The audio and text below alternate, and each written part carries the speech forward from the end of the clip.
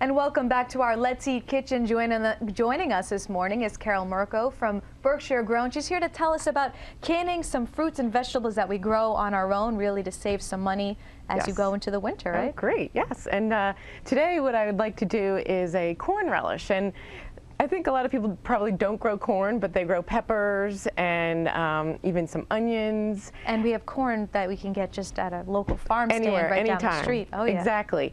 And it's a great recipe, and it's really easy. So you need about well, first of all, you need 4 cups of white vinegar, and so we're just going to mix this stuff up for you quickly here. Great. And that's the final product. The final product is there. Looks great. 1 1/4 cups of sugar, and 2 tablespoons of salt. And so this basically will this will take about 5 minutes in real time to dissolve up. Okay. And over what kind of heat?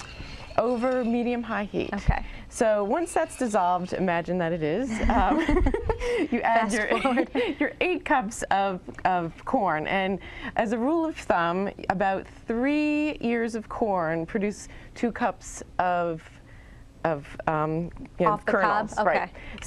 So that you can kind of use about a dozen ears of corn for 8 cups of the kernels. Great. And so you just kind of get that in there with the other mixture, and then I did a mixture of the red and the green peppers because I think it looks pretty in the jar.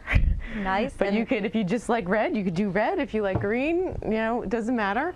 And then we have some celery, which is adds a really nice crunch and flavor to the relish. And finally, the onions. And so those will actually kind of come together, and we're going to let it really should boil up.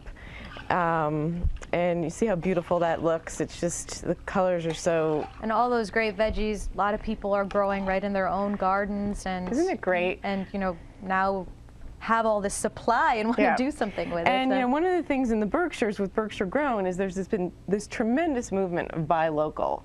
And there's all these CSAs, which are community supported agriculture, and there are many restaurants and participating farms in Berkshire Grown. And so make believe this is boiling, and we are going to add in our 2 tablespoons of celery seed. And while you do that, also, you were mentioning this is preserving the bounty month. Yes, it is. It is preserving the bounty month, and there are probably 20 restaurants and a few folks like myself that are offering workshops.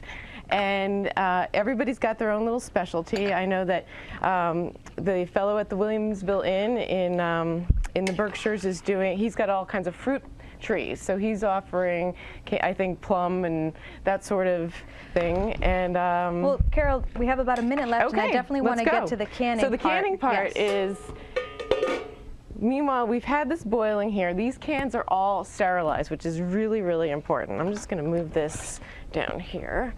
And so once the cans are sterilized, you use your little tools here. And these are actually glass jars, right? They are glass jars. You can see them right at the end of the counter.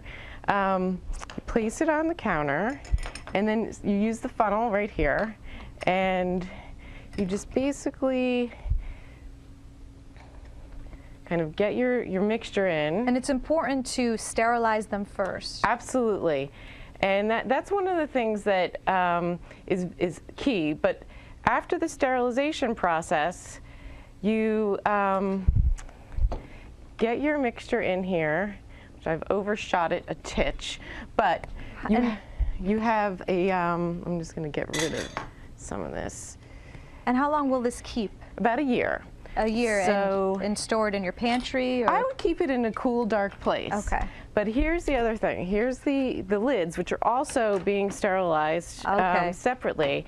And you've got to clean off the top, and then this is a really handy thing. It's magnetic, and it gets it on the top right there. And really important to not touch anything with your hands. Correct. We are just out of time now.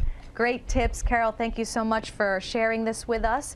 And if you want to find out more, check out our website for Preserving the Bounty, Canning and Pickling, and Keeping the Harvest. We'll be right back. Stay with us.